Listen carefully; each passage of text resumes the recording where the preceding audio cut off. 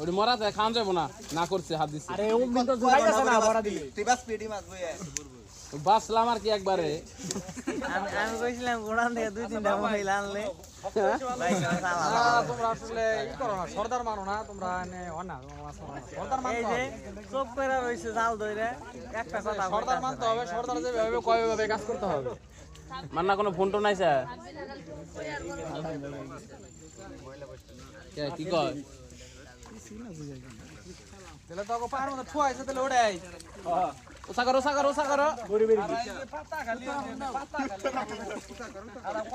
আবার উমরা করতে ওই গেল হুই